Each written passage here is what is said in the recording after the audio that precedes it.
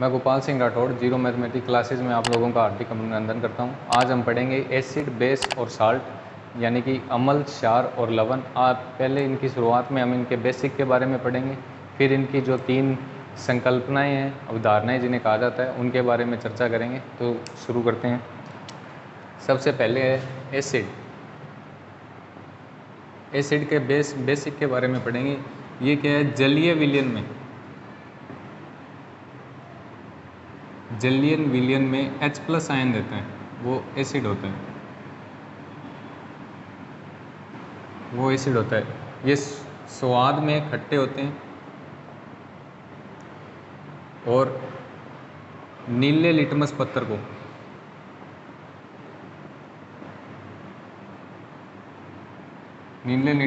को लाल करते हैं। ये इनका बेसिक है एसिड का। और इसके बाद में जो दूसरा है वो है क्षार का।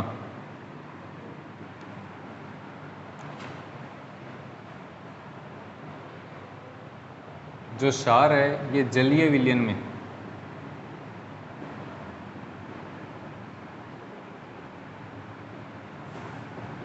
OH- आयन देते हैं। स्वाद में कड़वे होते हैं और लाल लिटमस पत्थर को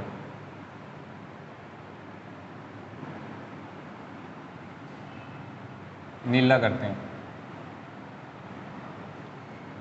अब इसके बाद में ये प्रबल अम्ल और प्रबल क्षार और दुर्बल क्षार के बारे में पढ़ेंगे। जो एसिड है, इसके अंदर जो स्ट्रॉन्ग एसिड होते हैं, एक होते हैं यानी कि प्रबल अम्ल सॉरी,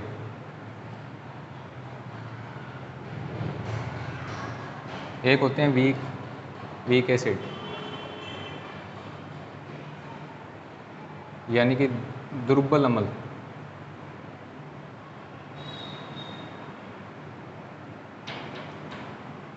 ये क्या है? जलीय विलयन में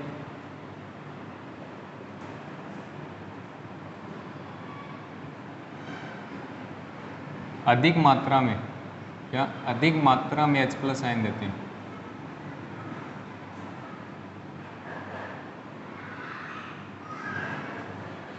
ये फिर कम मात्रा में H+ आयन देते हैं जलीय विलयन में। सेम आ जाएगा, जलीय विलयन में कम मात्रा में H+ आयन देते हैं। इसके एग्जाम्पल्स हैं स्ट्रॉन्ग एसिड के, जो इम्पोर्टेंट भी है। HCl, H2SO4, hydrogen chloride, sulphuric acid और H3PO3, और इसके बाद में HNO3 नाइट्रिक एसिड। ये इसके एग्जाम्पल हैं। और इसके जो एग्जाम्पल्स हैं CH3COOH, इसके बाद में HCN, H2CO3, ये इसके एग्जाम्पल हैं। हाइड्रोजन साइनाइड, ये एथेनोइक एसिड, और ये हाइड्रोजन कार्बोनेट, ये इसके एग्जाम्पल्स आ गए।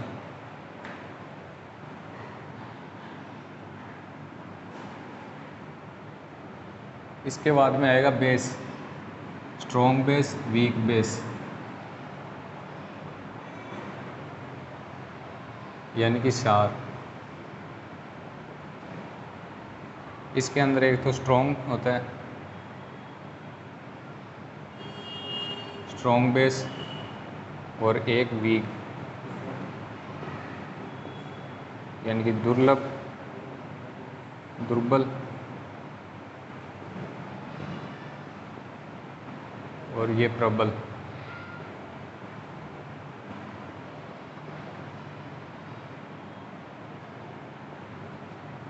ये क्या है? जलीय विलयन में ज़्यादा मात्रा में, जलीय विलयन में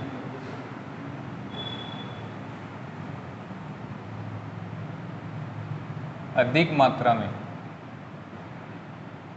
OH माइनस आयन देते हैं, और ये सेम आएगा फिर कम मात्रा में OH माइनस आयन देते हैं। इसके कुछ एग्जांपल्स हैं, इसके इम्पोर्टेंट एग्जांपल्स हैं NaOH और KOH।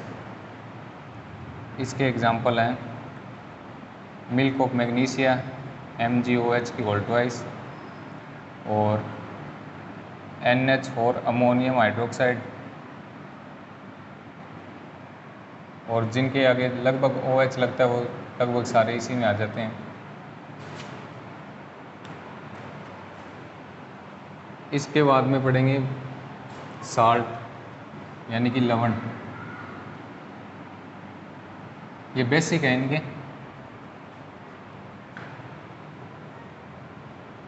साल्ट यानी कि लवण। लवण में क्या होता है, अम्ल और क्षार परस्पर अभिक्रिया करके लवण का निर्माण करते हैं। अम्ल व क्षार परस्पर अभिक्रिया कर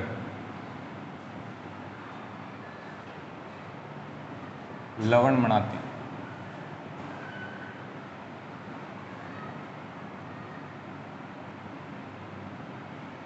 इसे ही उदासीनीकरण अभिक्रिया भी कहते हैं।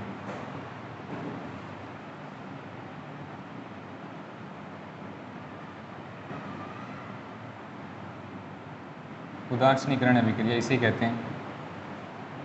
लवण क्या होते हैं, जैसे कि NaCl, ये अच्छा एग्जाम्पल है लवण का। तो इसके अंदर भी दो होते हैं, एक तो अम्लीय लवण होते हैं, इसके अंदर भी दो होते हैं, अम्लीय लवण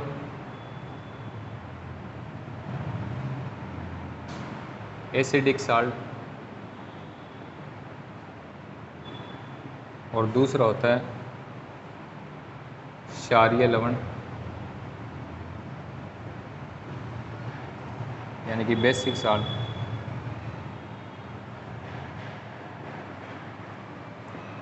इसके अंदर क्या होता है, strong acid plus weak base की रिएक्शन होती है, और साल्ट प्लस में H2O यानी कि वाटर बनता है। इसके अंदर क्या होता है, strong base plus weak acid की रिएक्शन होती है, और साल्ट प्लस में H2O वाटर बनता है। रिएक्शन दिखा देता हूँ मैं आपको। स्ट्रॉन्ग एसिड ले लेंगे जैसे कि HCl ले लिया, वीक बेस MgOH की whole twice milk of magnesia ले लिया। तो इनकी जब रिएक्शन होगी तो MgCl प्लस में आ जाएगा H2O, ये रिएक्शन आ जाएगी। इसके अंदर NaOH ले लिया, स्ट्रॉन्ग बेस है, प्लस वीक एसिड जैसे कि CH3COOH ले लिया। तो इनकी जब रिएक्शन होगी तो CH3COO Na और प्लस में H2O बच जाएगा। ये इनका बेस था जो तो यहाँ पे कंप्लीट होता है। इसके बाद में एक परिभाषा डेफिनेशन आती है जो कि है क्रिस्टलन जल की। ये भी बहुत इम्पोर्टेंट है।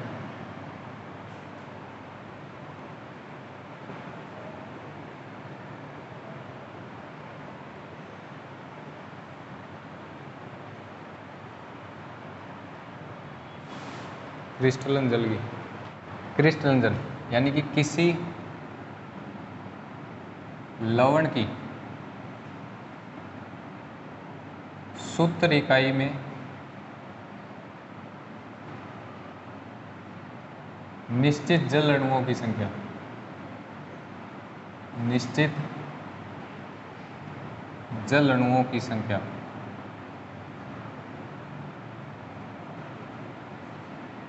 यही क्रिस्टलन जल कहलाती है। ये इसमें बहुत इंपॉर्टेंट है कि सूत्र इकाई में, कई बार इसमें स्टेटमेंट के अंदर सूत्र इकाई गायब करके दो स्टेटमेंट दे दी जाती है। पहले के अंदर सूत्र इकाई होगा, दूसरे के अंदर नहीं होगा, तो ये पूछ लिया जाता है कई बार सूत्र इकाई में। इसके कुछ एग्जांपल्स लेते हैं, उससे अच्छी तरह समझ में आ जाएगा। जैसे कि पहला एग्जांपल है जिप्सम। जिप्सम क्या होता है? CaSO4 dot 2H2O। ये निश्चित जल अणुओं की संख्या, इसके अंदर दो हाइड्रोजन और ऑक्सीजन बंद यानी कि वाटर होते हैं, दो जल अणु होते हैं इसके अंदर। दूसरा इसका एग्जांपल है फिटकरी। आप सभी लोगों ने घरों में देखी होगी फिटकरी, जिसका सूत्र होता है K2SO4 Al2SO4 की होल थ्राइस प्लस 24H2। ये फिटकरी का सूत्र होता है। तो इस 2-3 एग्जांपल और है, वो भी देख लेते हैं। फिर है दावन सोडा। इसी प्रकार से दावन सोडा, ये देख लेना कैसे लिखा जाता है, एग्जैक्ट आइडिया नहीं। दावन सोडे बाद नीला थोथा, POP। इनके मैं सूत्र लिख देता हूँ। Na2CO3 dot 10H2O। ये दावन सोडे का सूत्र है। इसके बाद में ये नीला थोथा यानी कि कॉपर सल्फेट CuSO4 और 5H2O। इसके बाद में POP का आता है कैल्शियम सल्फेट हाफ H2O। ये इनके कुछ एग्जांपल्स हैं। इन्हें बनाने की विधि हम आगे देखेंगे। दैनिक जीवन में उपयोगी लवण में आती है इनकी, कैसे ये इन फॉर्म होती है इनकी, वो आगे आई। इसके बाद में कुछ एक डायग्राम बना रहा हूँ मैं, चार्ट, जिसे वेन डायग्राम टाइप, जिसके अंदर इम्पोर्टेंट एसिड, कुछ पदार्थों में इम्पोर्टेंट एसिड के बारे में चर्चा करेंगे। बटू रोक दी। अब देख रहे हैं कुछ पदार्थों में उपस्थित इम्पोर्टेंट एसिड है, जैसे कि सिरके में जो अचार वगैरह डालते हैं उसके अंदर एसिटिक एसिड मिलाया जाता है। उसके बाद टमाटर में ऑक्जेलो एसिटिक एसिड मिलाया जाता है। उसके बाद जो इमली होती है उसके अंदर टार्ट्रिक एसिड होता है। और नींबू और संतरे के अंदर एस्कॉर्बिक एसिड, जो विटामिन C के लिए भी बहुत अच्छा है। फिर लाल चिंटी के डंक के अंदर मेथनोइक एसिड, जिसे फॉर्मिक एसिड भी कहा जाता है, ये नाम ज़्यादा पूछा जाता है। फिर खट्टे दूध या दही के अंदर लैक्टिक एसिड लैक्टिक एसिड होता है। फिर मधुमक्खी के डंक में और नेटल के कांटों में, नेटल वो कांटेदार पौधा सा होता है, उसके अंदर मेथनोइक एसिड, दोनों के अंदर मेथनोइक एसिड होता है। उसके बाद में जठर रस यानी कि जो अपने उदर के अंदर होता है, पेट के अंदर होता है, वो HCl होता है। और सेब के अंदर मेलिक एसिड मिलाया जाता है। अब देखिए कुछ इंपॉर्टेंट फैक्ट्स देखिए। कोका कोला, आप सभी लोगों ने पी होगी कोका कोला, तो इसके अंदर आपने टेस्ट देखा होगा, थोड़ा कड़वा और थोड़ा ऐसे शार्पर सा टेस्ट होता है। तो वो इसकी फॉस्फोरिक एसिड की प्रेजेंट के कारण होता है, क्योंकि ये स्ट्रॉन्ग एसिड है। ये फॉस्फोरिक एसिड की प्रेजेंस के कारण इसके अंदर क्या है, बैक्टीरिया मॉड्यूल्स यानी कि बैक्टीरिया नहीं बनते हैं, धीरे धीरे जनरेट होते हैं, कुछ दिनों के बाद एक्सपायर भी हो जाती है वो कोका कोला। तो ये फॉस्फोरिक, ये आप पीछे देख लीजिएगा, यहाँ पे मैंने शायद तक पीछे H3PO3 कर दिया है, तो ये H3PO4 होता है फॉस्फोरिक एसिड। इसके बाद में आपने जब सॉफ्ट ड्रिंक होती है जो, उसको जब खोलते हैं तो एक से फिज़ का साउंड आता है, खोलते हैं तो उसके अंदर फिज़ का साउंड आता है, वो वीक एसिड इसके अंदर प्रेजेंट होता है। जो H2CO3, इसमें भी आप पीछे देख लीजिएगा, मैंने H3CO3 लिख दिया होगा, ये H2CO3 होगा, कार्बोनिक एसिड, जिसका अपघटन क्या है, CO2 के बबल्स, यानी कि इसके बुलबुले में जिसका अपघटन होता है उसके कारण इसके अंदर फिज़ की साउंड आती है। आपने कोई कोका कोला किसी की बोतल खोली होगी तो उसके अंदर फिज़ की जो साउंड आती है वो इसी के कारण आती है। दूसरा क्या है, अब ये 3 इंपॉर्टेंट है कि रॉयल वाटर, ये लैटिन नाम है शाही जल, यानी कि एक्वारेजिया। एक्वारेजिया क्या होते हैं, 3 कंसनट्रेशन HCl और HNO3 का जो मिश्रण होता है उसको ही एक्वारेजिया कहते हैं। ये क्या, गोल्ड और सिल्वर को सेपरेट करने के लिए काम आता है। सेपरेट का मतलब होता है जैसे कई बार मेल जम जाती है गोल्ड के अंदर सिल्वर के अंदर, तो सुनार के पास जाते हैं तो वो क्या करते हैं, इस एक्वारेजिया के अंदर ये गोल्ड को डुबोते हैं तो गोल्ड की कुछ परत उतर जाती है उसके अंदर, तो ये इसलिए काम आता है। फिर है सल्फ्यूरिक एसिड, इसको किंग ऑफ द एसिड भी कहा जाता है, यानी कि अम्लों का राजा भी इसे कहा जाता है। ये जो है ऑयल और विक्ट्रोल, यानी कि बैटरियों के अंदर जो काम में आता है वो सल्फ्यूरिक एसिड काम में आता है। ये डेंजरस भी बहुत ज़्यादा होता है, कुछ देर तक हाथ में रखने पर ये हाथ आर पार भी निकल सकता है, मतलब एक साइड से। और नींबू पानी, लेमन जूस के अंदर जब अपने बेकिंग सोडा डालते हैं, जो आपने कहीं देखा होगा रेडियो पर वगैरह पर बेकिंग सोडा डालते हैं तो एक तीक्ष्ण गंध सी आती है, तेज बुदबुदाहट, वो किसके लिए आती है, CO2 गैस की प्रेजेंस के कारण होती है वो। तो ये अब 3 जो इम्पोर्टेंट अवधारणाएं जिन्हें संकल्पना कहते हैं वो पढ़ेंगे। इसमें पहली आती है आर्नियस की, जो H+ आयन और OH- आयन पे है। जो H+ आयन H+ आयन त्यागते हैं वो एसिड। फिर बेस, ब्रोंस्टेंट लोरी की प्रोटॉन दाता पाता सिद्धांत, जो दाता होता है वो एसिड, जो ग्रहण करता है वो बेस। फिर लुईस की पढ़ेंगे जिसके अंदर इलेक्ट्रॉन का त्याग और ग्रहण होता है, त्यागता है वो बेस होता है और जो ग्रहण करता है वो एसिड। तो इसके स्टार्ट करते हैं पहली आर्नियस की।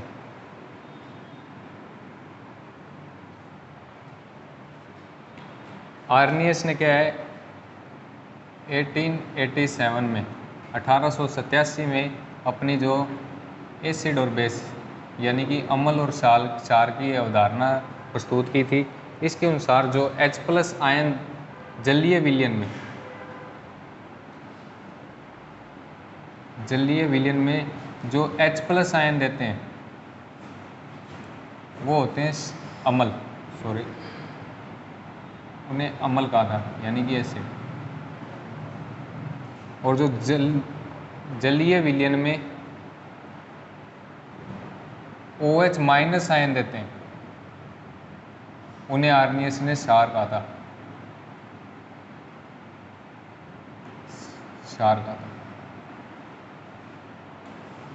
और इसी के प्रकार जो ये परस्पर अभिक्रिया करके जलीय विलयन में क्या है, परस्पर अभिक्रिया कर लवण बनाते हैं, और इनके जो आयन है H+ और OH- मिलकर H2O यानी कि जल का निर्माण करते हैं। ये आर्नियस ने बताया था। तो इसे थोड़ा डिटेल में पढ़ते हैं।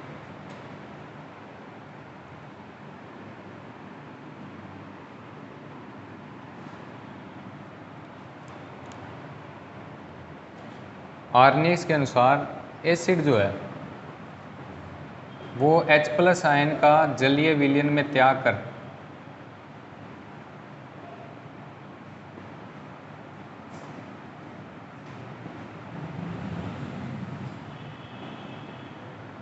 हाइड्रोनियम आयन यानी कि H3O+, ये हाइड्रोनियम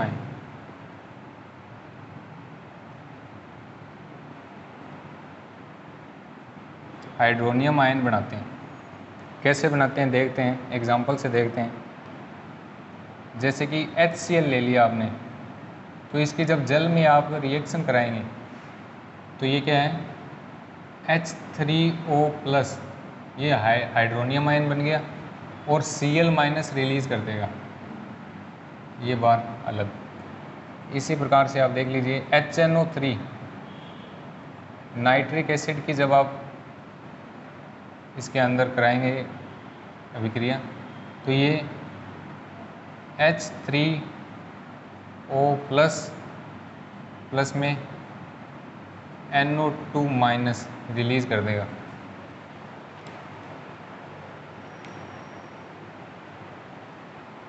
ये NO2 माइनस नहीं है, NO3 माइनस रिलीज़ करेगा।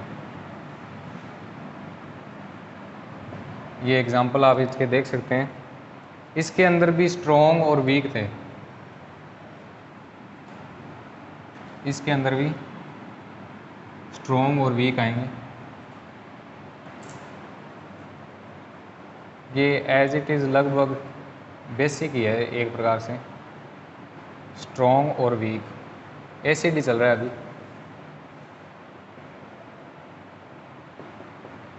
जो स्ट्रॉन्ग कौन से होते हैं? जो ज़्यादा मात्रा तो नहीं कह सकते इसे, जो जलीय विलयन में पूर्णतः आयनित होते हैं। जलीय विलयन में पूर्णतः यानी कि टोटली आयनित हो जाते हैं।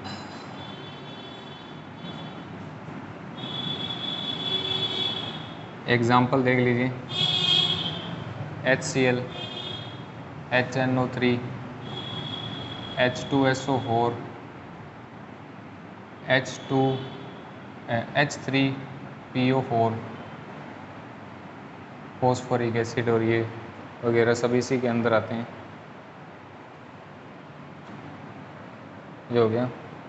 और वीक के अंदर देख लीजिए, जो जलीय विलयन में पूर्णतः आयनित नहीं हो पाते।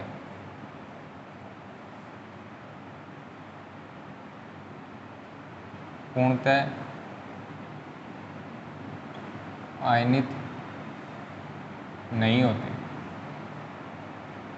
वही एग्जाम्पल है इसके। CH3, COOH, HCN, H2CO3, ये इस प्रकार के इसके जो एग्जाम्पल्स हैं। ये फॉस्फोरिक,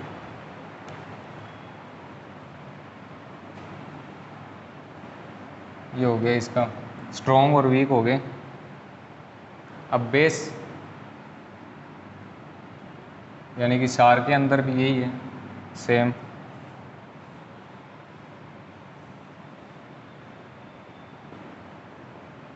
इसके अंदर भी दो होते हैं, स्ट्रॉन्ग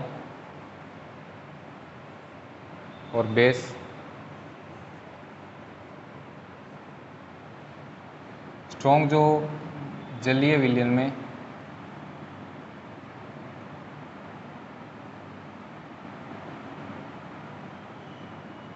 जलीय विलयन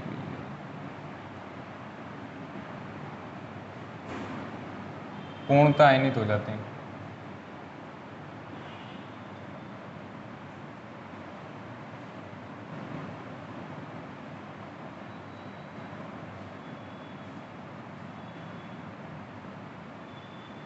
इससे पहले ये देख लीजिए कि ये जलीय विलयन में क्या है, OH माइनस आयन क्या करते हैं, कैसे देखते हैं एक एग्जांपल से। NaOH कि जब आप वाटर में रिएक्शन करवाएंगे तो ये क्या है, OH माइनस को अलग कर देगा और Na प्लस जो है वो अलग कर देगा। तो इस प्रकार से होती है इसकी रिएक्शन। अब इसके अंदर तो दो ही आते हैं लगभग, NaOH, KOH, sodium hydroxide, potassium hydroxide. और बेस जो जलीय वीक जो होते हैं, बेस लिख दिए यहाँ पे, ये जो वीक होते हैं, वीक में क्या है, ये पूर्णतः आयनित नहीं होते।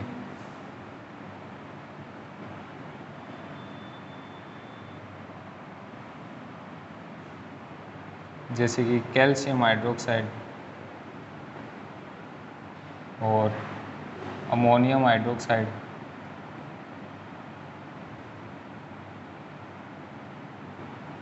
और मिल्क ऑफ मैग्नीशियम हाइड्रोक्साइड,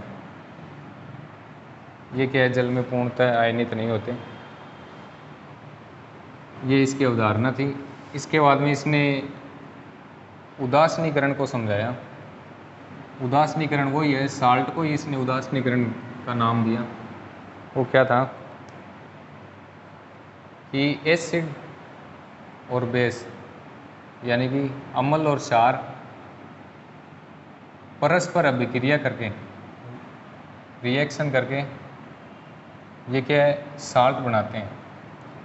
तो इनमें से H+ और OH- आयन रिलीज होते हैं जो आपस में मिलकर H2O वाटर का निर्माण करते हैं। इसी अभिक्रिया को इसने उदासीनीकरण अभिक्रिया कहा था। उदासीनीकरण रिएक्शन का था। अब ब्रोंस्टेड, लोरी और लुईस क्यों आए, इस अवधारणा के आने के बाद इससे क्या है, अब इसकी कमी क्या रह गई थी, ये क्या है, H+ और OH- विहीन, यानी कि जिनके अंदर ये H+ और OH- आयन विहीन मतलब नहीं थे, उन एसिड और जो बेस है उनको नहीं समझा पाए, उन एसिड बेस को ये समझा नहीं पाया।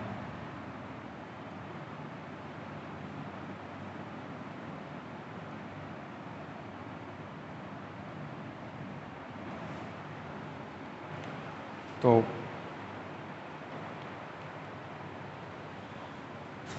अब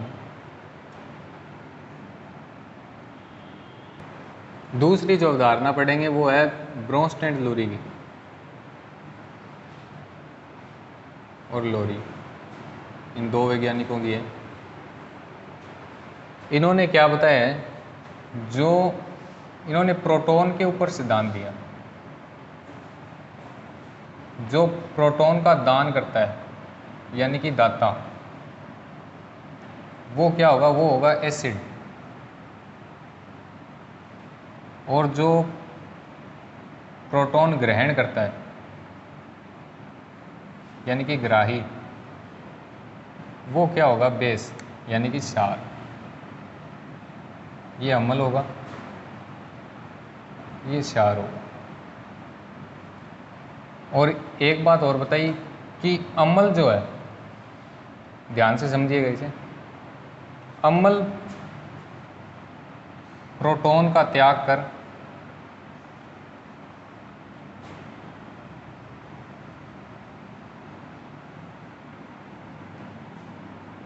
संयुग्मी क्षार बनाते हैं, कंजुगेट बेस जिसे कहा जाता है, संयुग्मी क्षार का निर्माण करते हैं। और जो ये क्षार है, ये क्या करते हैं, ये प्रोटॉन को ग्रहण कर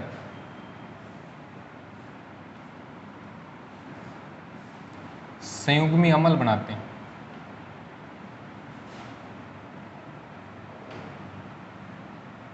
इसे आप ध्यान से देख लीजिएगा कि जो प्रोटॉन है, प्रोटॉन के ऊपर ये जो इनकी संकल्पना अवधारणा दी हुई है कि जो प्रोटॉन होते हैं वो जो दान करते हैं यानी कि दाता, वो अम्ल होते हैं, जो ग्राही यानी ग्रहण करते हैं वो क्षार होते हैं।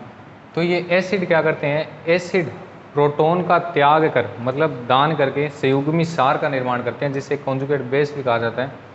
और क्षार क्या है, प्रोटॉन को ग्रहण कर कॉन्जुगेट अम्ल यानी कि संयुग्मी अम्ल का निर्माण करते हैं। तो इसे एक एग्जाम्पल से समझेंगे, यहीं लिख देता हूँ मैं। एग्जाम्पल जैसे कि H2O ले लिया, वाटर और अमोनिया, ये क्या है, एसिडिक है। अमोनियम क्या है, बेसिक यानी कि बेस है। तो इनकी जब रिएक्शन करवाएंगे, यहीं लिख देता हूँ नीचे,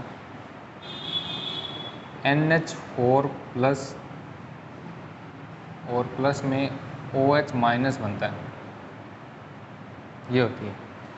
तो ये क्या है, एसिड है यानी कि अम्ल है। तो अम्ल ने क्या किया, अपना एक प्रोटॉन त्याग दिया, त्याग करके ये देखिए इसने क्या बनाया है, ये बेस है ना, तो इस बेस का इसने क्या बना दिया यहाँ पर, ये हो जाएगा संयुग्मी अम्ल।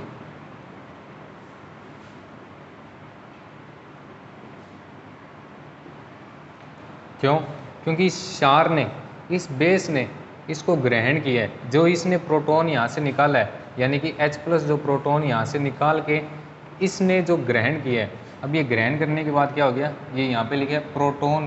क्षार क्या है, प्रोटॉन को ग्रहण कर संयुग्मी अम्ल, तो ये संयुग्मी अम्ल बना दिया इसने।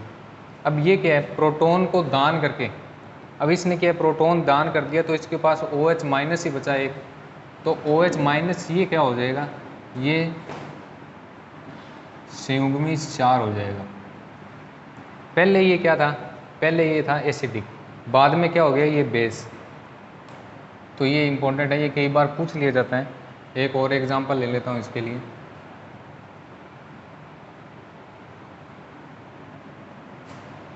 दूसरा एग्जांपल देखते हैं कि HCl है,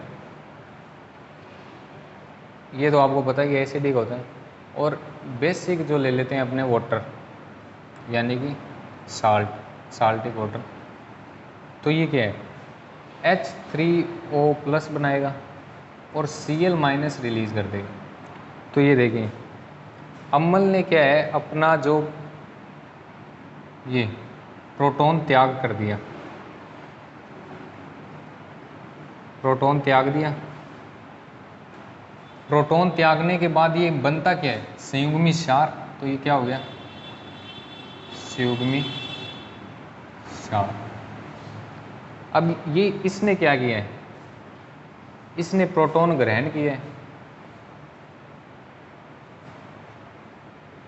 तो ग्रहण करने के बाद ये क्या हो गया, ये हो गया संयुग्मी अम्ल।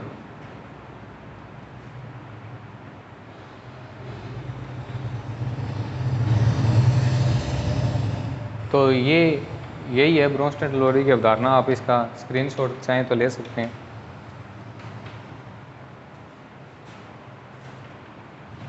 इसके बाद में आती हैं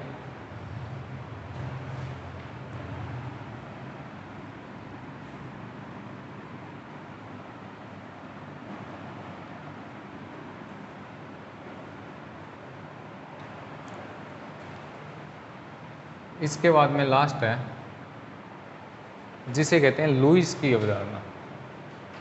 ये इम्पोर्टेंट बहुत होती है, कई बार पूछ लिया जाता है लुईस अम्ल कौन सा है, लुईस क्षार कौन सा है। इसका एग्जांपल दूंगा मैं आपको। लुईस की अवधारणा ये किस पर थी, ये थी इलेक्ट्रॉन पर। लुईस ने किस पर दी अपनी अवधारणा, इलेक्ट्रॉन पर, कि इलेक्ट्रॉन का जो युग्म इलेक्ट्रॉन का त्याग करते हैं, क्या, जो त्याग करते हैं, यानी कि इलेक्ट्रॉन देते हैं, वो क्या कहलाते हैं, क्षार। और जो युग्म इलेक्ट्रॉन का ग्रहण करते हैं,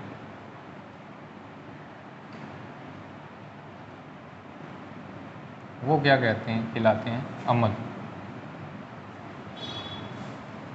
ये इसकी अवधारणा है। इसका एक फेमस एग्जाम्पल है जो आप सभी लोगों ने देखा होगा कि BF3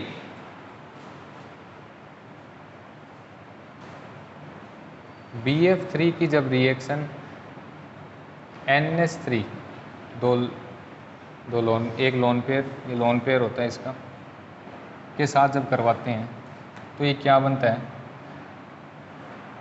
F3B। ऐसे ये क्या है, सहसंयोजन यौगिक बनता है NH3, इस प्रकार से आता है। ये इसकी रिएक्शन है, फेमस रिएक्शन है। ये क्या है, इसके अंदर एसिडिक होता है, ये बेस। क्यों बेस है, क्योंकि इसके अंदर लोन पेयर है। लोन पेयर यानी कि इलेक्ट्रॉन एक्स्ट्रा है इसके पास, और ये एसिड है। इसका नाम होता है बोरोन ट्राईफ्लोराइड। बोरोन ट्राईफ्लोराइड ये क्या है, इसमें क्या होता है कि क्षार द्वारा त्यागे गए इलेक्ट्रॉन को ग्रहण करके ये उप सहसंयोजिक यौगिक का निर्माण करते हैं। क्षार द्वारा यहाँ पे लिख देता हूँ, क्षार द्वारा त्यागे गए इलेक्ट्रॉन को अम्ल क्या है, ग्रहण करता है और उप सहसंयोजिक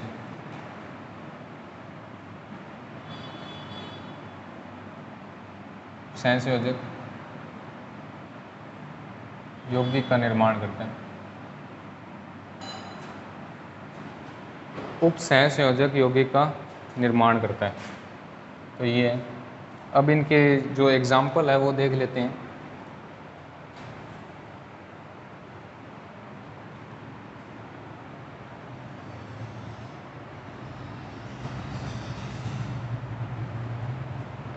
अब देखिए लुईस अमल और लुईस क्षार जो एग्जाम्पल है वो देखते हैं। लुईस अमल, ये लुईस अमल क्या होते हैं? जो इलेक्ट्रॉन ऋणी होते हैं, ऋणी यानी कि कमी वाले, अष्टक अपूर्ण होता है इनका। यह अष्टक अपूर्ण कार्बनिक कंपाउंड में हम समझेंगे अष्टक अपूर्ण होता है। इसके एग्जाम्पल्स हैं, ये नोट कर लीजिएगा आप। BF3, AlCl3, Mg+2, Na+1 और K+1, Al+3, Cl+2। ये Cl नहीं आएगा यहाँ पे।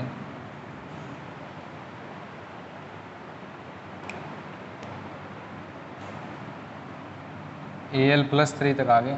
उसके बाद में एक कैल्शियम और होता है, Ca+2, ये भी होता है। मतलब जो जिनके अष्टक अपूर्ण होते हैं ना, वो लगभग इसी के अंदर आते हैं। ये देख लीजिए आप, इनके अष्टक अपूर्ण है। ये आप कार्बनिक कंपाउंड में आएगा। आगे के अष्टक अपूर्ण कैसे हैं, क्यों हैं, ये आगे देखेंगे। और जो लुईस क्षार होते हैं,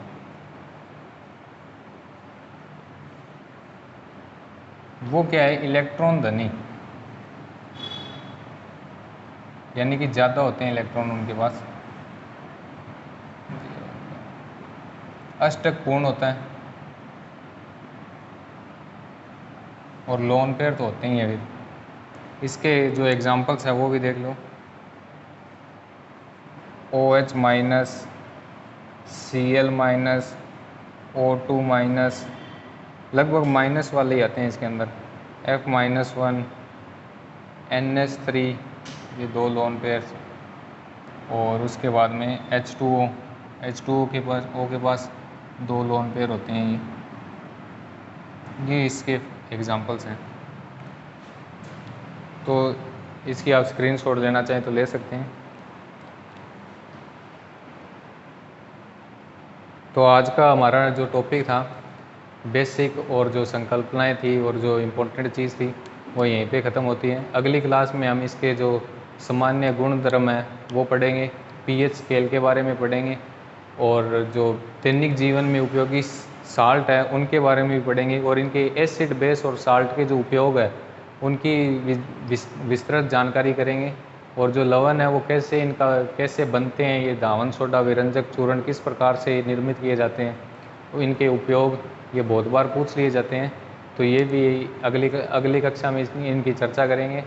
तो ये आपको जानकारी पसंद आई हो तो इसे शेयर करें, और किसी प्रकार की कोई गलती हो गई हो तो कमेंट सेक्शन में ज़रूर बताइएगा। धन्यवाद।